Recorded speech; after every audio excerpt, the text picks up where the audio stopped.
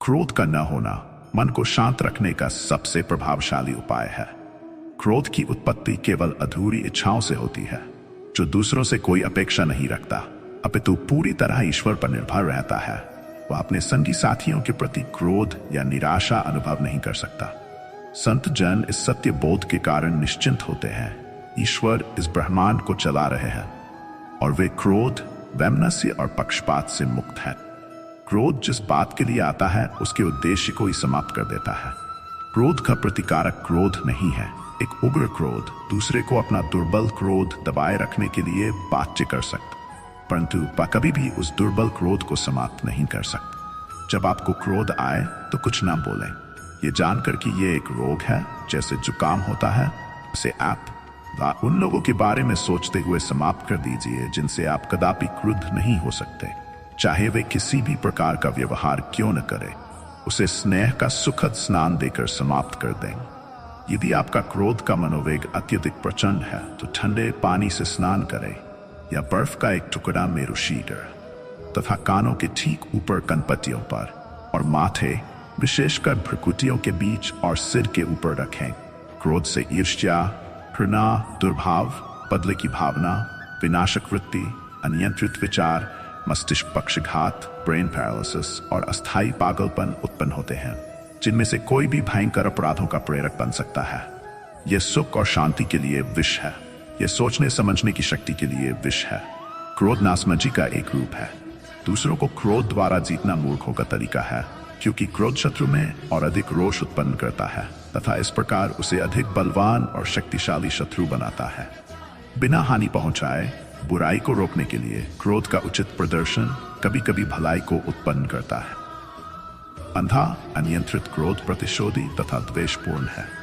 जिस बुराई को आप नष्ट करना चाहते हैं यह उसी को बढ़ावा देता है। जो आपको क्रोधित करने में प्रसन्न होते हैं उनकी ओर उदासीन रहें। क्रोध आने पर अपनी शांति उत्पन्न करने वाली मशीनरी को चालू करें, जो क्रोध को भगाने वाले प्रतिकार को, एंटीडोट्स, शांति, प्रेम तथा क्षमा को उत्पन्न करती। मन में प्रेम के विचार रखें और इस प्रकार विचार करें कि जैसे आप दूसरों को अपने से नाराज नहीं देखना चाहते, उसी प्रकार आप दूसरों को अपने घृणास्पद क्रोध का अनुभव भी नहीं होने देना चाहते।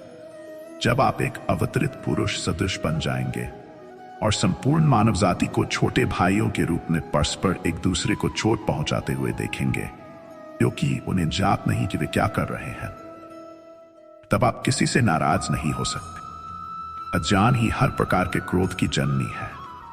आध्यात्मिक विवेक को विकसित करें और क्रोध को नष्ट कर दें।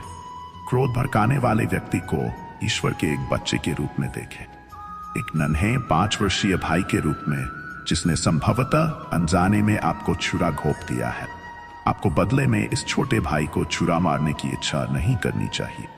मानसिक रूप से ये कहते हुए क्रोध को नष्ट कर दें, मैं अपनी शांति में क्रोध का विष नहीं घोलूंगा, नहीं मैं अपनी स्वाभाविक आनंदप्रद शांति को रोष से भंग करूंगा। साधारणतया 2 प्रकार के लोग होते हैं।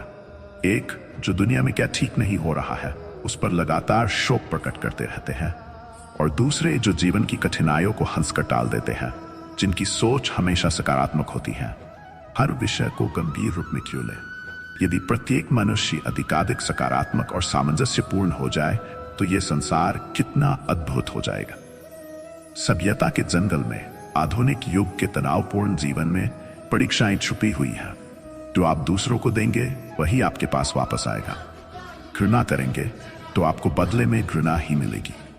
जब आप अपने मन को असंगत विचारों और भावनाओं से भर लेते हैं तो आप अपना विनाश कर रहे होते हैं। इसी से घृणा अथवा क्रोध क्यों करें?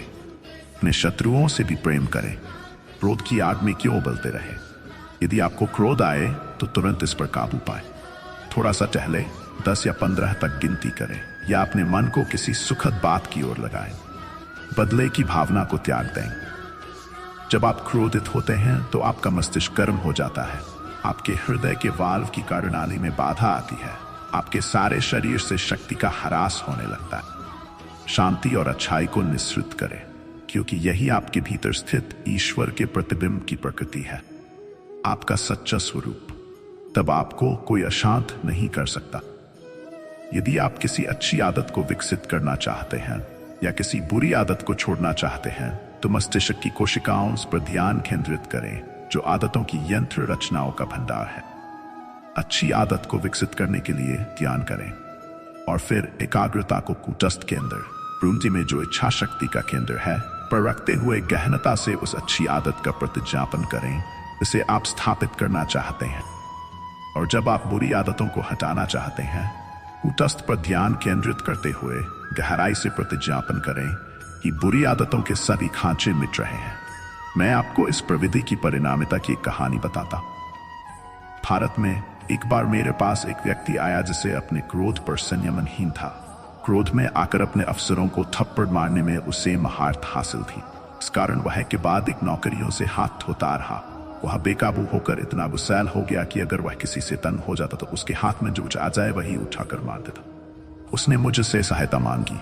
उसकी हालत बहुत ही निराशाजनक का प्रतीत हो रही थी।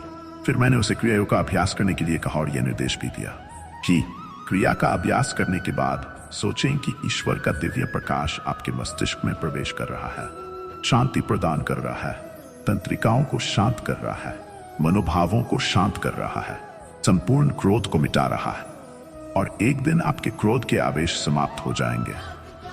इसके कुछ समय बाद वह फिर से मेरे पास आया और इस बार उसने बोला, मैं क्रोध की आदत से मुक्त हो गया हूं, मैं आपका बहुत आभारी हूं। आज मैं उन सबको क्षमा करता हूं जिन्होंने कभी मुझे ठेस पहुंचाई है। मैं सभी प्यासे हृदयों को अपना प्रेम प्रदान करता हूं, जो मुझे प्रेम करते हैं तथा जो मुझे प्रेम नहीं करते उन्हें भी। मैंने उसकी परीक्षा लेने का निश्चय किया। उससे झगड़ा मोल लेने के लिए मैंने कुछ लड़कों को इकट्ठा किया।